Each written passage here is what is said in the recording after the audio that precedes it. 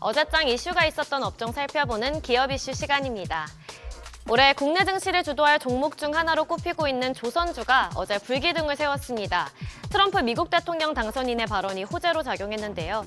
트럼프 당선인은 미국 해군과 조선업 재건을 위해 동맹국을 활용할 수 있다고 밝혔는데 앞서 트럼프 당선인은 지난해 11월 당선 직후 윤석열 대통령과 가진 통화에서 선박 수출뿐 아니라 보수, 수리, 정비 분야에 있어서도 한국과 긴밀하게 협력할 필요가 있다고 언급한 바 있습니다.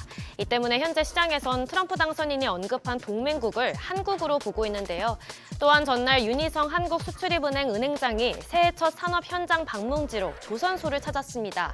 그러면서 K조선업 발전을 위한 적극적인 금융 지원을 약속했는데 밝은 전망에 관련주에 매수세가 몰렸습니다.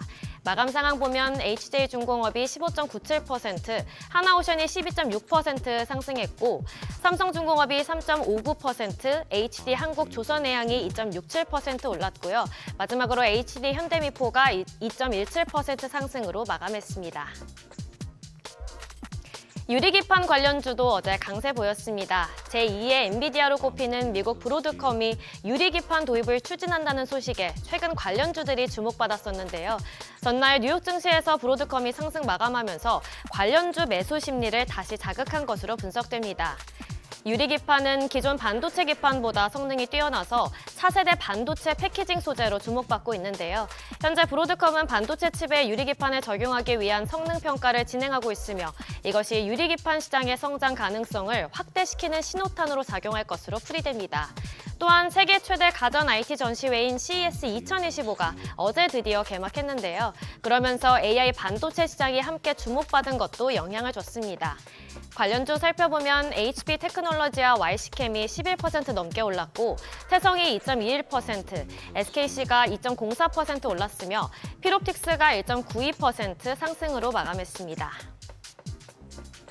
어제 JYP 엔터테인먼트가 시세 분출하면서 엔터 관련주도 동반 상승했는데요.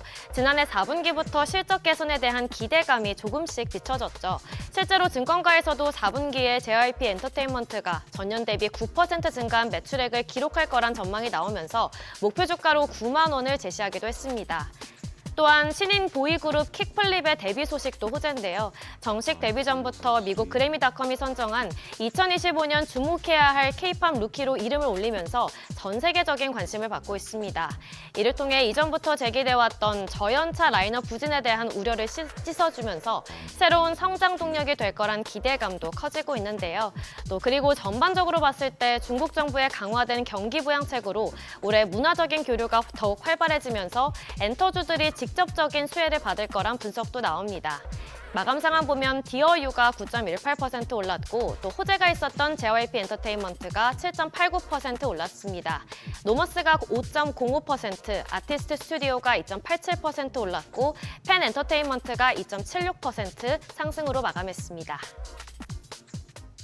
마지막으로 어제 제약바이오주도 강세 보였는데요. 세계 최대 바이오 투자 행사 JP모건 헬스케어 컨퍼런스 참가를 앞두고 이에 대한 기대감이 작용한 것으로 풀이됩니다. 특히 삼성바이오로직스, 셀트리온, 또 온코닉 테라퓨틱스는 어제장을 포함해 3거래일 연속 주가가 상승세였는데요.